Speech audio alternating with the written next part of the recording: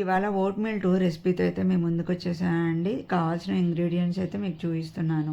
ఇక్కడికొచ్చేసరికి మీరు గమనించినట్లయితే నా రెసిపీస్ అన్నీ చాలా ఈజీగా, ఎక్కువ శ్రమ లేకుండా, తక్కువ టైంలో అన్‌హెల్తీగా ఉన్నప్పుడు కూడా బయట నుంచి ఏమీ తెచ్చుకోకుండా ఈజీగా చేసుకునే ప్రోటీన్ ఇంటేక్ ఉండేటట్టే నా రెసిపీస్ మ్యాక్సిమం అంతే డిజైన్ చేసుకుంటా ఉంటానండి. నేను విడిగా కూడా అంతే ఆలోచిస్తూ ఉంటాను.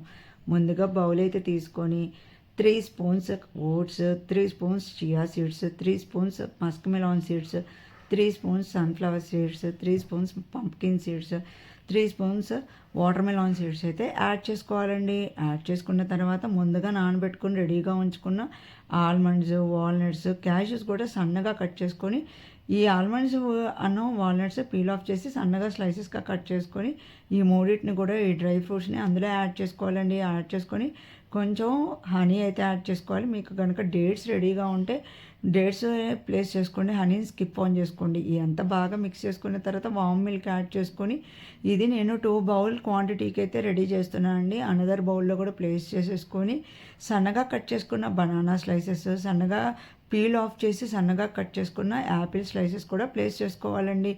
మళ్ళీ కొంచెం బాగా సరిపడేటట్టు మిల్క్ అయితే యాడ్ చేసుకోవాలి. ఇక్కడ మిల్క్ వచ్చేసరికి 0 ఫ్యాట్ మిల్క్ కానీ, సోయా మిల్క్ కానీ, ఆల్మండ్ మిల్క్ కానీ, స్లిమ్ మిల్క్ కానీ మన చాయిస్, మన ఏజ్ ఫ్యాక్టర్ని బట్టి తీసుకుంటే బాగుంటుంది.